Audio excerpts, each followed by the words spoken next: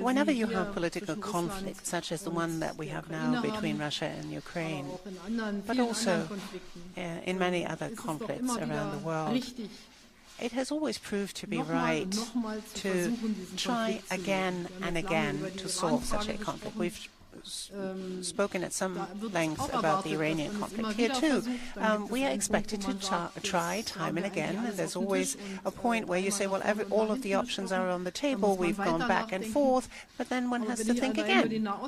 Looking just at the Middle East conflict, for example, how many people have tried to bring about a solution to this conflict? And I've welcomed it every time, and I'm going to participate and support it every time, because I think every time it has been well worth the effort. Now, when you have a situation now where every night you see people dying, you see civilian casualties, you see the dire conditions under which people live, it is incumbent upon us as politicians. We owe it to the people to explore every avenue until somebody gives in. But we've grown up under conditions, I have to point this again, where we said nobody would have dreamt of German unity. The people who have said in West Germany, remember, they said, well, should we keep up a citizenship of Germany for the GDR? They've been criticized by people who, as some who harbor revanchist ideas. And then think of President Reagan when he said, Mr. Gorbachev, tear down this wall, standing in front of the Brandenburg Gate.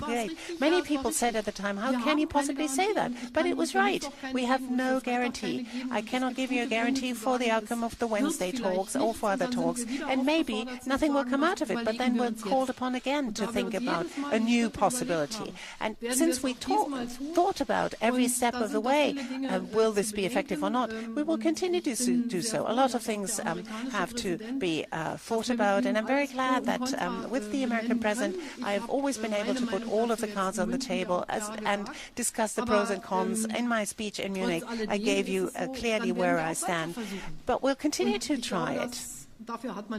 I think that's why we are politicians. That's why we chose this profession. Others have to do other things. Researchers have to all of the time find new things to explore, and people have to, and we have to see that the well-being, the prosperity of our people is ensured. But we never have a guarantee that the policies we adopt will work, will have the effect. Oh, sorry, Greece. I almost forgot. Yes. On Wednesday, there's going to be a Eurogroup meeting, and I think what counts is what Greece will put on the table at that Eurogroup meeting, or perhaps a few days later. The German policy ever since 2010 has been aimed at Greece staying a member of the Eurozone. I've said this time and again. The basic rules have always been the same. You put in your own efforts, and on the other side you're being shown solidarity as a quid pro quo. The three institutions of the Troika, the ECB, the European Union Commission, and the IMF have agreed on programs. These programs are the basis of any discussion we have. I've always said I will wait for Greece to come with a sustainable proposal, and then we'll talk about this.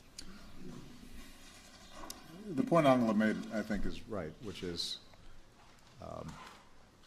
we never have guarantees that any particular course of action works. As I've said before, by the time a decision reaches my desk, by definition, it's a hard problem with no easy answers. Otherwise, somebody else would have solved it, and I would never even hear about it. The issue that you raised about can we be certain that any lethal aid that we provide Ukraine is used properly, doesn't fall into the wrong hands, does not lead to over-aggressive actions that can't be sustained by the Ukrainians? What kinds of reactions does it prompt, not simply from the separatists, but from the Russians? Those are all issues that have to be considered. The measure by which I make these decisions is it more likely to be effective than not? And that is what what our deliberations will be about. But what I do know is this, that the United States and Europe have not stood idly by. We have made enormous efforts, enormous investments of dollars, of political capital, of diplomacy in trying to resolve this situation. I think the Ukrainian people can feel confident that we have stood by them.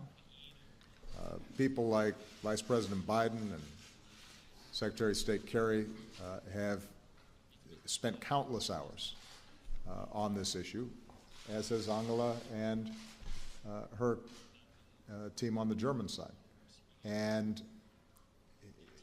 just because we have not yet gotten the outcome that we want doesn't mean that this pressure is not over time making a difference.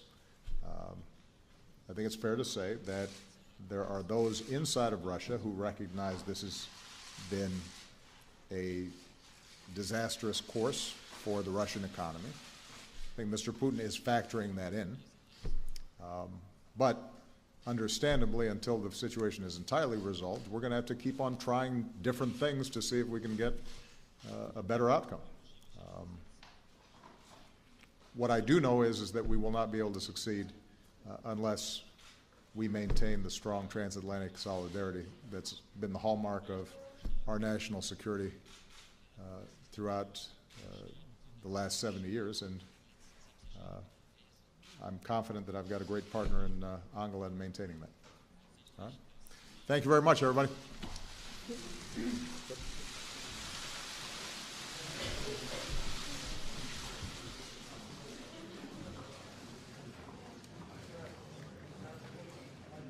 Rodney kills chapter 2 and 3.